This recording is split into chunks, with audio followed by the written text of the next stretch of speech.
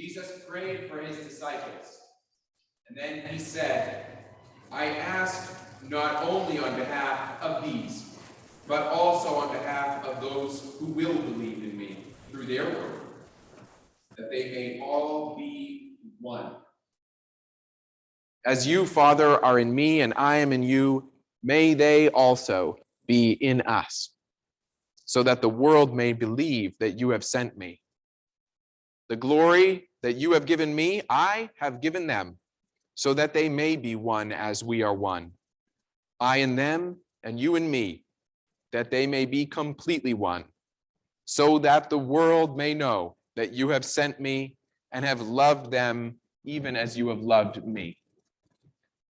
Father, I desire that those also whom you have given me may be with me where I am, to see my glory, which you have given me because you loved me before the foundation of the world.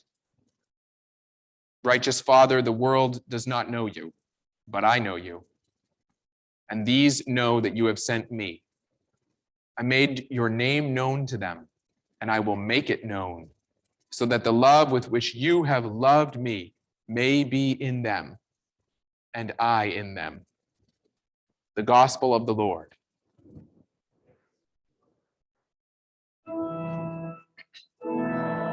Alleluia, alleluia, alleluia, alleluia.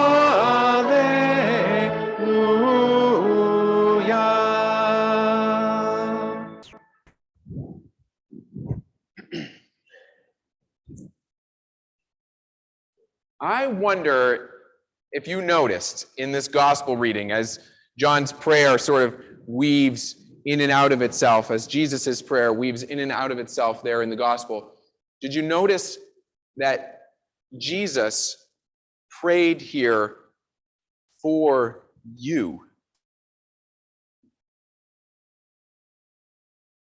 Father, I ask not only on behalf of these here around me, but also on behalf of those who will believe in me through their word, that they may all be one. Oftentimes we see Jesus interacting with his peers, and we have to see ourselves through their eyes, but here Jesus looked forward to you.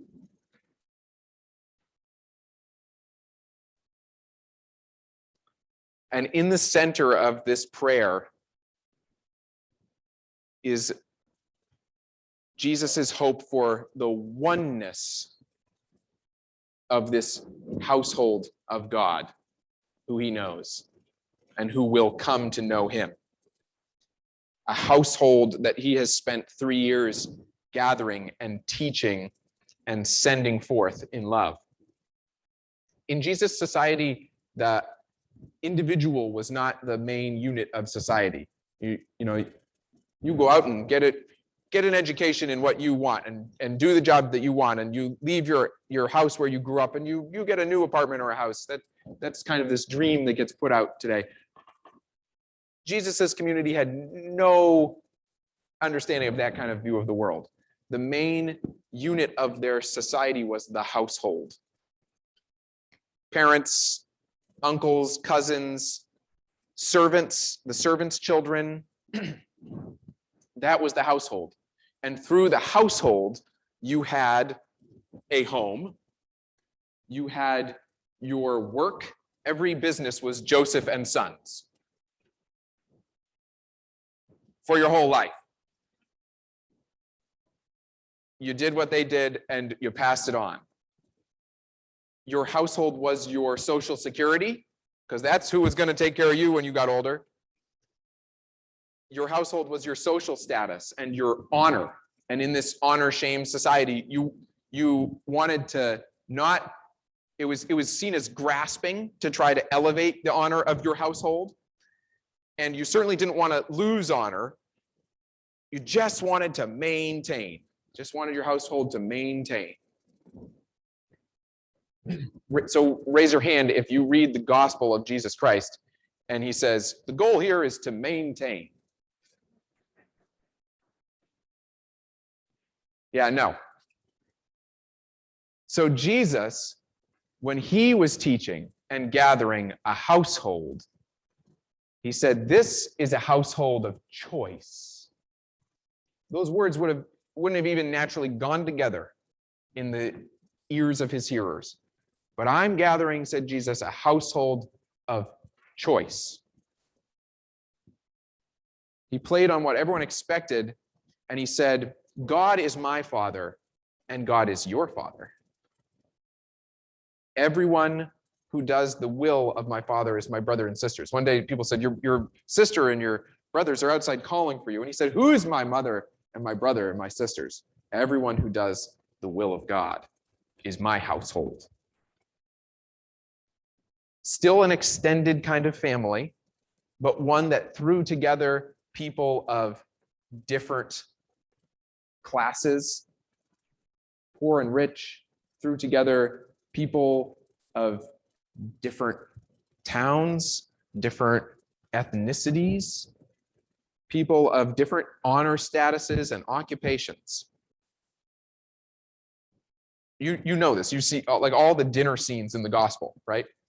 And Jesus is having dinner with all these people, and those who are watching are saying, he eats with tax collectors and sinners. He's a drunkard and a glutton. All those things that people will say when you break the boundary of the household and you welcome everyone to gather around. He's subverting every time he eats. He's subverting. And, you know, it's subverting both ways, because the poor are supposed to know better. You shouldn't be eating with those people who are an honor level above you. And the rich ought to know better. They shouldn't be eating with those people who are a level below them. He subverts it for everyone. So maybe you can see why. And this gospel passage is the night before his arrest. He's about to be crucified. And so you can see maybe why on the eve of his death, he prays for oneness in this household, that it would stay together after he leaves and not just break up and go back to where it had come from. And he prays that they would maintain that oneness, not just for themselves. As you, Father, are in me and I'm in you, may they also be in us, so that the world may believe that you have sent me. Jesus hoped that by our continued, unprecedented oneness, the household of God would stand out in the world, would reveal the good news, reveal life. You can see in the reading from the Acts of the Apostles today how that takes place. Paul and Silas are headed somewhere. They're headed to the place of prayer in Macedonia. This is kind of far from Jerusalem, locally speaking. And as one author put it, they keep experiencing these worldly detours from where they thought they were headed. But every detour turns out to be an opportunity to share the power of Christ. On their way to the place of prayer, there's this slave girl with a spirit, and she's crying out about their identity. These servants of God proclaiming salvation. They're seen because of this identity. Even though it's just the two of them going, they still embody the oneness of the household of God. And so she cries out, and they stand out. Well, when Paul tells that spirit to go away and they get arrested, they get beaten, which causes quite a scene. They're put into prison where, because they know that nothing can separate them from God and the household of God, they sing. And while they're singing in prison, all the prisoners see something bizarre, something otherworldly, some other household is being experienced here. And then the earthquake, and the guard is about to kill himself because he thinks they've escaped, and that's going to be the end of him anyway, and his honor's been destroyed. And Paul and Silas say, no, we're still here. Don't do it. ask what he can do to believe, and they say, believe in Jesus. And his whole household is baptized because of them continuing to be with God. Just the two of them in a prison, in a faraway place. This whole Roman jailer's household, worldly household, comes over and is baptized into the household of God. For Paul and Silas, staying one with Jesus and with the blossoming church, staying one, meant that every day was inherently going to be full of subversion of the worldly households. Every day was going to be a day to welcome new members into God's household. Every day they could wake up and look at each other and say, yeah, today is fixing to be a baptism day, isn't it, Paul? Oh, yes, Silas. And today, for the fourth time this Easter, is a baptism day here at St. Andrew's. Because Jeffrey and Ellie and Nora and Claire are about to be baptized into the household of God. Our baptism rituals have, from the earliest time, they've reflected this transformation of coming from our worldly household into the household of God. On Easter, I spoke about the metaphors and the rituals and the vision of the water of baptism. And also the chrismation with oil, sealing in the Holy Spirit. That's been taking place from the earliest time of Christians baptizing. And since at least the 300s, there was a custom of those who were about to be baptized, they were fully naked, which I love as an image of new birth. But I'm all right that we don't still do it. And then when they would come up out of the water, and this was from east to west in the early church, they would be clothed in a new white garment as they came up from their baptism and their sealing. And the early Christians there were seeing in that white garment, and we have their early writings, they were seeing this as a symbol of their purity, of their new life in Christ, of their internal renewing, their regeneration inwardly, and a symbol of their future resurrection, these new Christians. And even as a sign of these new Christians shining with radiance like Christ when he was transfigured on the mountaintop.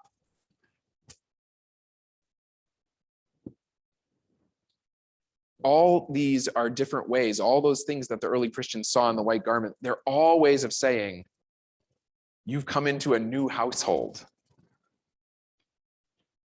And leading up to today, I was especially drawn to go back and reread these images of the white garment, because your family has this amazing story, this treasure of a story that Aaron has shared with me, and you've all shared with me, about a Irish lace baptism gown that Ellie and Nora and Claire, your great-great-grandmother wore for her baptism, right?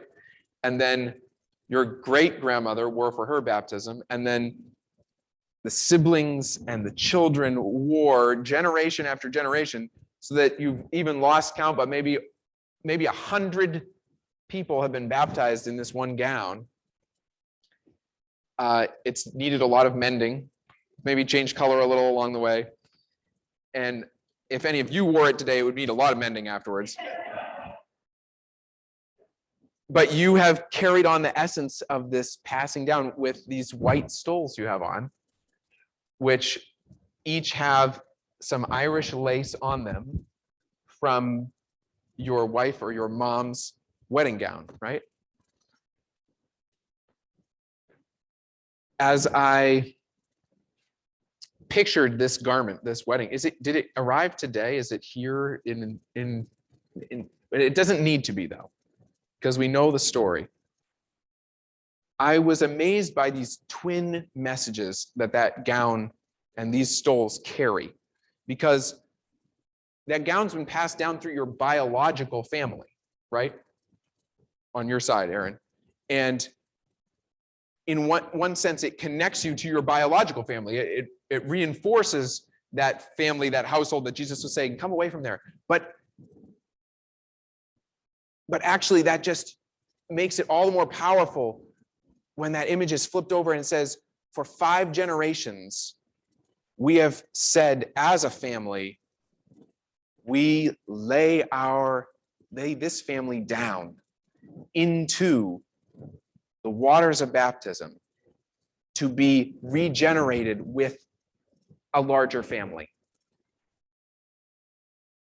It's a profound thing to do even today, to lay down the household that we came from in order to unite ourselves to God's household.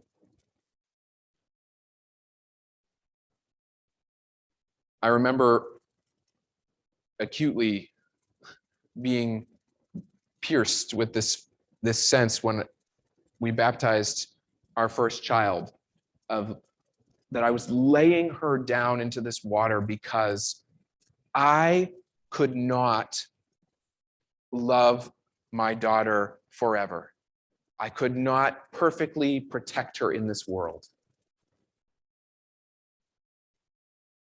I laid her down into a love that could not be stopped, that an embrace from God that would always hold her.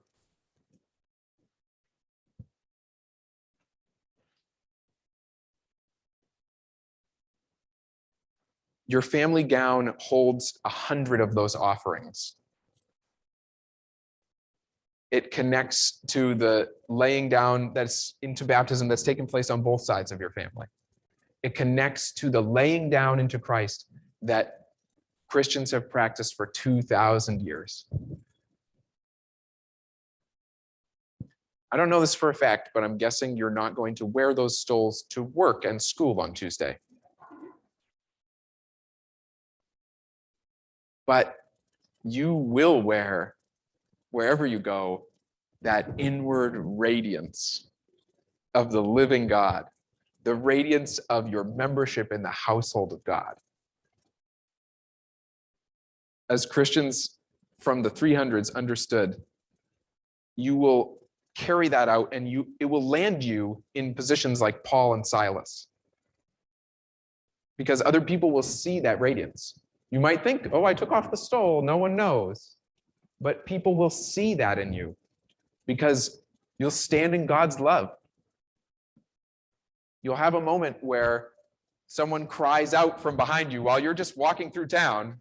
You're just headed where you're headed, and someone cries out, there goes a son of God, there goes a daughter of God. You'll maybe get beaten up a little in life. We've all gotten beaten up a little in life. When at that moment you sing praise to God, the people around you will look and say, now what's going on in that person? And there'll be a moment where someone says to you, why are you shining so brightly? Like the jailer said to Paul and Silas. And you get to say, well, you know,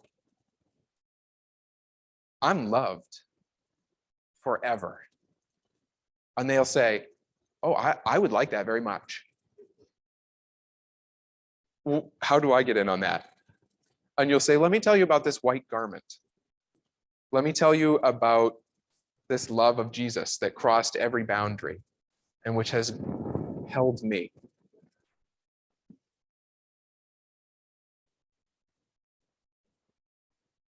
And when those moments come in your life, and they're a little bit tingly, a little bit surprising or scary or amazing, when those moments come for all of us who've been baptized, remember, when that tingliness comes over you, Jesus prayed for you in that moment. He prayed for you, for all those who would come to know him. May you always be one. The candidates for holy baptism will now be presented.